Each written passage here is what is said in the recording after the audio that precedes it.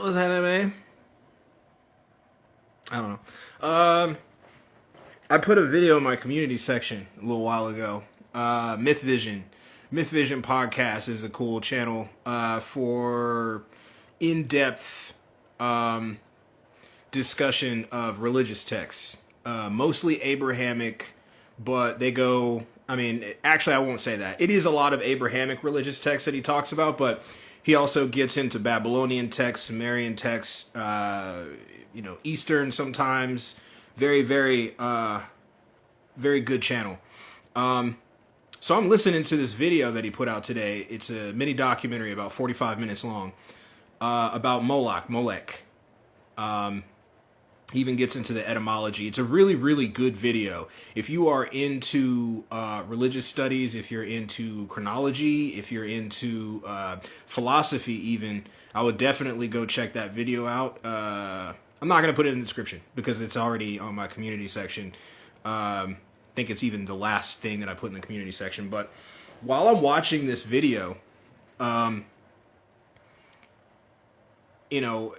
everything that I'm watching now, it's like I have new eyes again. All three of them. It's like I have new eyes again. This keeps happening where, and it should happen, where when I have, a progression to my overall theory, I just keep calling it all theory because I don't like theory of everything that has a physics overtone to it, and I think that that's a goofy pursuit. And in fact, there's a video that I watched from what is it, IAI, Institute of Arts and something. I'll put that in the community too.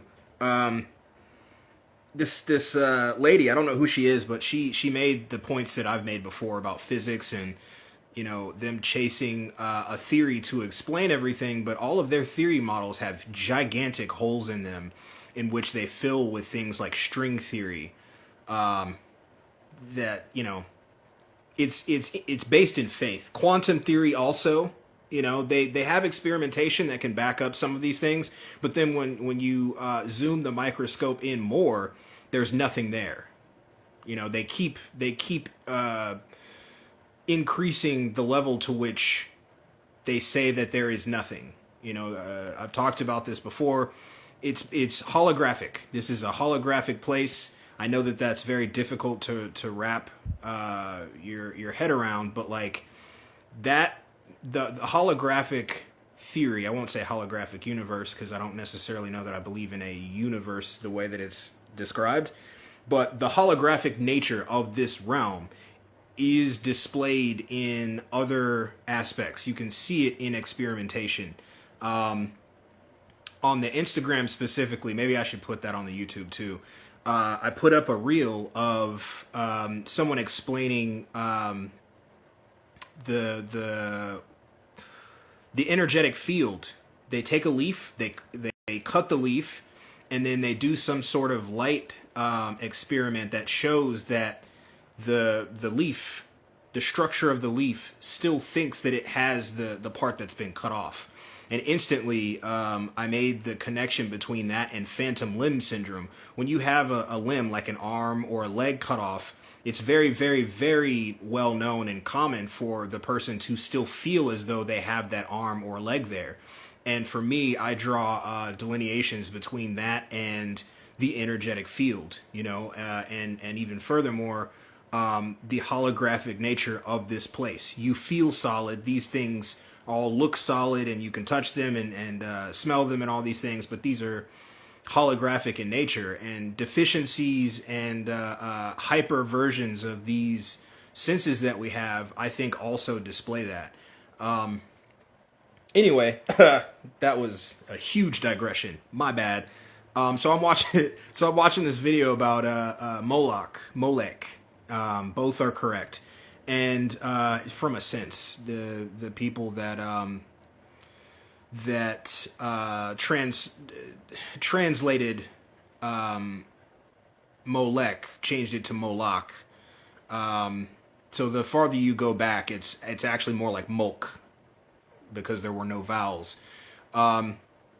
So I'm listening to them talk about Moloch, Jesus, And and as they're describing the nature and kind of mechanics of this child sacrifice deity being, it kind of hit me all at once that this directly shows an aspect of this theory that I've had since before we hit the deification school kind of arc to this model that we're building, that I'm building.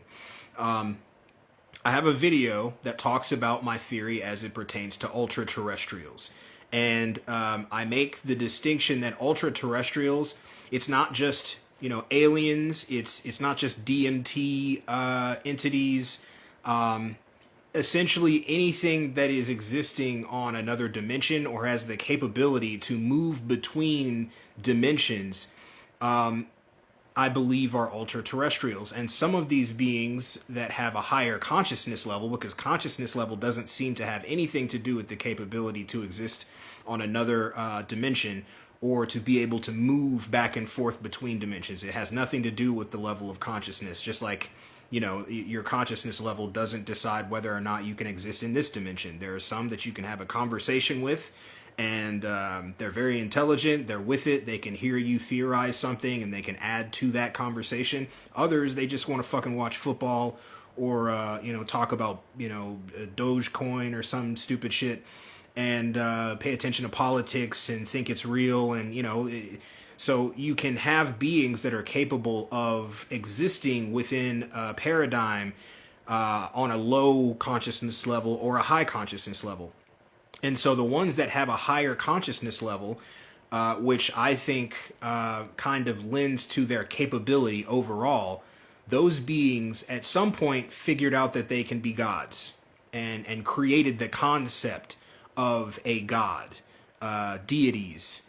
And this doesn't mean that that's actually what they are. I talk about that in the Ultraterrestrials documentation video. They're essentially... They have some things that we don't have, and that is due to their own meddling. You know, DNA manipulation by way of adding telomeres to our DNA structure. And that affected a whole bunch of stuff, but also some form of memory wiping. I don't know if that has to do with telomeres or not.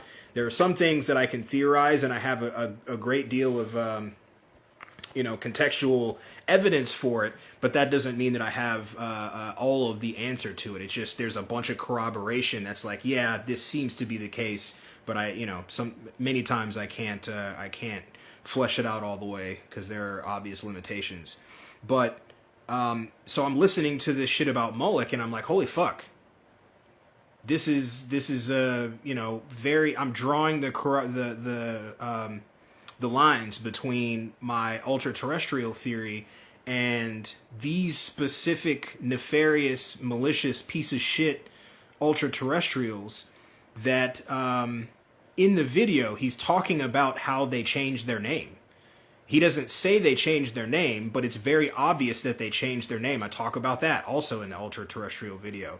They have the same behaviors. They have the same prerequisites. They have the same demands that they put upon their constituents, their worshippers.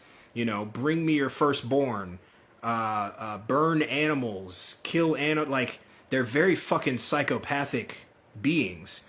I think that this has something to do with energy. I'm not going to call it loosh necessarily, though there's, you know, something that kind of points to loosh potentially being a thing, but I think that is just energy. You know, it's just another word for energy harvesting. You know, it's strange to me because the thing that this video made me think today, when thinking about it from the perspective of the deification school model, that would denote that these malicious fuckheads are not, you know, necessarily more powerful than we are. In fact, they fear us. That's why you would put limitations on, beings' DNA. You fear them. If you didn't fear them, then you would have it wouldn't be necessary to put limitations and to wipe the mind of and all of these things. And the mind wiping thing, again, not necessarily sure of, because the deification school model also displays reasoning for said mind wipe. So that one's kind of up in the air for me. I'm kind of focusing on that right now to try to glean a distinction. I won't say an answer, but a distinction, because both things are potentially possible. For instance, if you are in this said deification school model and you were to reach a specific level, I believe that you would stop seeing the memory wipe happen. And so, you reach a specific level of capability and of knowledge, self-knowledge, and it would no longer be necessary for you to have your mind wiped, because you have the capability and the integrity to not do certain things. In most cases, where this led me though was this isn't a movie, it's definitely not one where it's just happy. It's not a kid's movie for sure. So if you see a situation where some beings reach attain a level of apotheosis where they're able to stop having the memory wipes, they're able to stop having the limitations that the school naturally has, and I say that specifically, naturally has, then you would stop having those mind wipes. But I've said before many, many, many times in many videos that this school, as I see it now, has been taken over. It's been invaded. It's been manipulated and perverted by beings like this, by beings like Moloch, by beings like El, Yahweh, Kronos. These are beings that have potentially been in this school before. They could have been the proctors of this school, the teachers, by proctor. They could have been the originators of the school who have gone rogue. There's no way to answer that, but what I do hypothesize and theorize is that they are a part of the school. They are a part of said school in some form or fashion, whether it be that they are past students who reached a specific level and then went rogue, or, like I said, teachers or proctors or professors, some sort of trusted position, and went rogue. Because they know the mechanics of this place. They know how to manipulate both the beings that are operating within the school, and they also know how to manipulate and operate the physics and the mechanics of this simulation. They can move back and forth between quote-unquote dimensions. They can give people little hints and little clues and shit, or just straight out help to full groups of people, as we've seen with a certain group of Canaanites slash ex-Canaanites. It all makes a whole lot of sense to me. And same thing for the Anuna. I'm not saying that the Anuna are evil necessarily, because I don't believe that there's any extreme or absolute, I should rather say, in any sense. It's always dualistic. There is both sides to a coin in any sense of the word. It's just if you give it that, if you allow there to be the dualism. There's a lot of anti-dualism teaching that's going on right now, and it doesn't make any sense, because if you look into metaphysics and the occult teachings and the mystery schools, they all teach about dualism and how important it is. In fact, in order to be able to manifest, you need dualism. You need duality in order to do that. So it's very strange that that's being taught that way. But anyway, I guess the main point is that I noticed, or I had the epiphany, I guess, that, entities such as Moloch and El and Kronos and all of these deities that you see throughout history that I've referred to as ultra-terrestrials in a previous video, it's now my understanding that they would also have something to do with this deification school. They would also have some knowledge of this place and what it functions as originally. And they've taken that knowledge and they've subverted it. They've used it for their own benefit, for their own gain. And, I spoke about in that Ultraterrestrials video how, people have spaced out in totality and view these beings as just so superhuman that they don't need to eat and they don't need to sleep and they don't, this and that. But if you look at the text, instead of just talking about them as legend, they ate food. They begged their worshippers for adoration and for prayers. They, had sex. They had sexual improclivities that are gross. All of these things that they did, that doesn't point to straight out like light being deities that have no need for humanly urges. They're like, we're made in their image, supposedly, according to them. I don't believe that. Also, we're the same as them. They just figured out a way to limit us.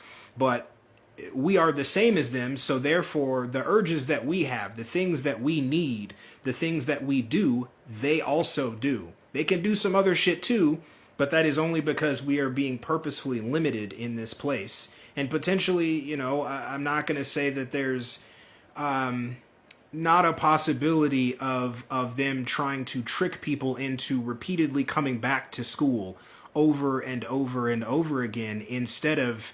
that also, honestly, that means in multiple ways. If they're stunting your spiritual and mental growth by introducing busy work and dead-end false teachings and things like that, then that would keep you here, for one, just off of the original mechanics of the school. But then also, if they're, tricking you into worshiping them and then declaring things, you have the capability to manifest. You have the capability to control things. So if they trick you into praying to them and begging them for shit and telling them, oh, I give my life to you, or I give my soul to you. Think about all the shit that they say in churches and in religious cults. Think about the shit that they get you to say. You have power from the first. So when you say shit like that, you're giving them those things. They're not just words. They're not just words. So I'm listening to this Moloch video. And I'm like, holy fuck. This is, like I said, interdimensional, aka ultra-terrestrial tricksters. But now my understanding is clearer, where they're not just these deities that have gone to be shitty and rogue. We are as they are. But they figured something out. I used to say we were invaded, but I now think of it as that picture that's in some of the thumbnails and some of the shorts and reels and shit that I have. That's why I keep using it. The picture of the two dudes that are embracing each other in a hug, but they're stabbing each other in the back. I think we were stabbed in the fucking back by other beings that were also in this school in some capacity, whether they're teacher figures or proctor figures or they're other students like we are. They stabbed us in the back, and you can see that in so many examples throughout religious text, throughout historical text. You can hear them say they're jealous of you. Think about religious texts. They talk about how they're jealous of you. They use your energy to get things. That's why they need your worship. That's why they get you to do rituals. That's why they get you to meditate and open your mind and free your mind and don't just let go of all. And people channeling shit. Think about all these ways that they utilize your consciousness and utilize your avatar to gain things, right? All this shit started to make sense as I'm listening to this Moloch video. So I think I'm going to do another Ultraterrestrials video, kind of update it a bit. Not sure if that's going to be, I don't think it's going to be tonight because it would kind of just be me doing this. But I'm going to go back over those examples and write up a little script. Not a script. I'm gonna make some notes so that I can flesh this out more, because this is just flowing from me now. Everything that I look at makes a whole lot more sense, you know, with this new theory, this deification school model. Like, it all makes a lot more sense. And there are other you know, aspect models that are feeding into this, and so I try to give credit any chance that I get. You know, I'm not coming up with all of this myself. I'm just taking in aspects of my own research and other people's research, and it's like kind of falling into place like puzzle pieces, you know. And that's what I think this is. I think that this was meant to be. I keep saying school because I don't know a better word to use, but that's not really as accurate as you know, as I'd like it to be, because it is in a form a school, but the current iteration of it, at least, I don't know what the original would look like, save for the many religious texts that talk about how things were before this. But the way that it is now, we're given a lot of busy work. We're given a lot of puzzles. We're given a lot of riddles and you know, allegories and things that, you know, make us have to figure the thing out. And I think that that's the way it was originally. But many of our puzzles, much of our schoolwork, let's call it schoolwork, much of our schoolwork has been subverted. It's been faked. There's been whole new sections of bullshit added to the syllabus, if you want to call it that, using as many fucking school words as I can. It's very interesting, and so it adds another layer where you now have to have an even more heightened level of discernment and a bullshit radar, a bullshit meter, to be able to say, you know what, that's fucking dumb. That's not important to this at all. And sometimes people don't want to hear you say that. You know, there's been times where I've talked, even when I talk about the meditation stuff and channeling and astral travel, it's not to say that these things are not real, and it's not to say that these things don't have value. What I'm saying is they're being subverted. They're being used to do things to you. And not to tell people what to do, you know, I make sure to say my piece. And if you have good experiences with meditation and with grounding and with fasting in certain ways and certain diets and shit, do what works for you. I just like to make sure that I let people know what my research has pulled up, because I'm not just going off of life experience, though that is the ultimate test. That is the ultimate stress tester. But I'm looking at chronologies. I'm looking at accounts from many different cultures. I'm looking at art. I'm looking at everything possible to try to corroborate these things that come to me, so that I can say, all right, well, there's nothing at all showing what I, you know, in that situation just theorized. So maybe let's keep you know, throwing darts. But then there are other times where, you know, multiple cultures, Sumeria, Babylonians, ancient Kemet, or ancient Egypt and Kemet, a lot of what I'm adding, the components that I'm putting into this theory, it's not just me saying some shit. It's me bringing it from these cultures and from these texts. The Duat theory work that I did, that's not me just saying this place sucks and I think it's because of blah blah. It's me going throughout you know, texts from ancient Egypt and from Kemet and seeing the correlations between what they describe as being Duat, as being the underworld, as being the nether realm, and seeing the strings that connect that you know, explanation and that description to this place,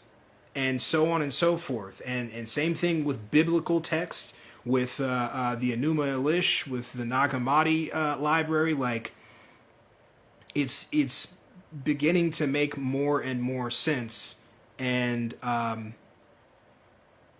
the things that I come across that I maybe thought I understood before, such as Moloch and Rimfan and all that bullshit, the black cube of Saturn and all that shit, it makes way more sense to me now.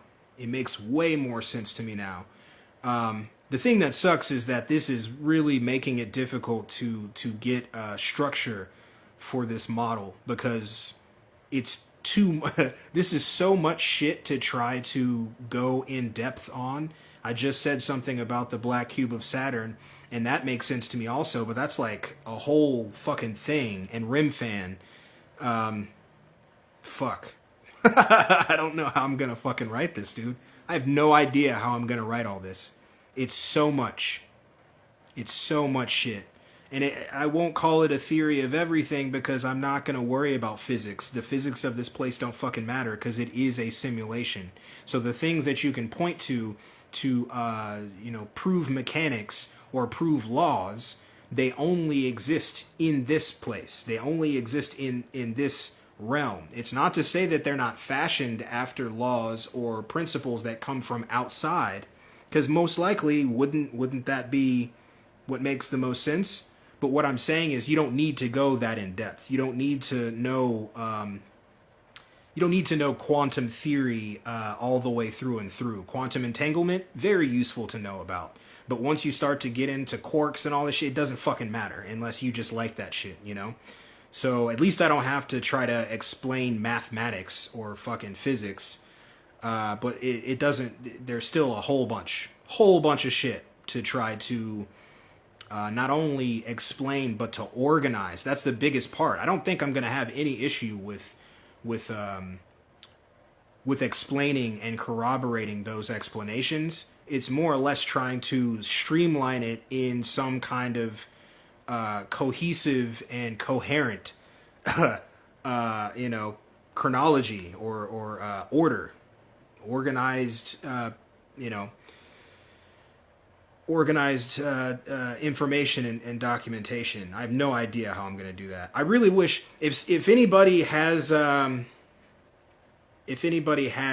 experience with that type of work, organization, or I hate to say it, but academic book writing or anything like that, please hit me up. gammaauobsidian at gmail.com, gammaauobsidian at gmail.com.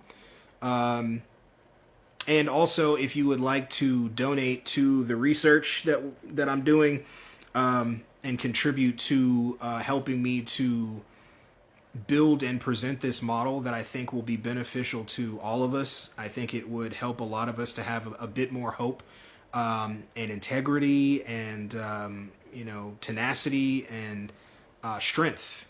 Knowing that this isn't just all for nothing. Knowing that there is a proverbial prize at the end of this, potentially, if you just try your best to make the right steps and don't just go hopeless. Be a true pessimist. Don't just be positive all the time. Positivity is great, but if you just fall for everything, then you're not standing for anything.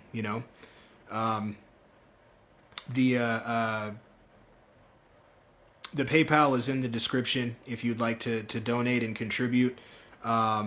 It's in the description of the video. It's in the description of the channel. Please share these newer videos. I'm thankful if anyone shares any of the videos because I do think that this work can help people. But these newer ones, I really feel like are important to share. It's not to say that I know that I or we are correct, but we're kind of taking all callers as far as like debate and stress testing go, because so far every question and every like attempt to poke holes that we've gotten have been easily answered quickly, without much time or duration in between. It's really pretty crazy and a little bit beautiful. But anyway, I wanted to put that somewhere because I am going to be using the transcripts from all of these videos to sift through and find as much information that is useful within building this deification school model as possible to make it a little bit more easier. to make it a little more easier. I hate to say it, man, but I might have to use fucking AI, bro. You know, get all these transcripts and try to organize this shit, unless I find someone who is good at that and willing to help. Anyway, I'm rambling now. My brain's going a million miles per hour since starting this specific path, the deification school stuff. Very difficult to wrangle my brain. But I'm getting a lot of information out, and the conversations that I've been having with you all is really helping too. I appreciate each and every one of you that you know, engages with me and stress tests and asks questions and tries to poke holes. I appreciate it. I don't see it as shitty. I don't see it unless you are obviously being shitty. But I do appreciate it, and I think. Like I said, I think the next video you see from me is likely going to be that Ultraterrestrial update video. Not sure what that's going to entail, but I am going to do it, and it's going to be a little more streamlined than the last one, because the last one was very conversational. Anyway, later, bye.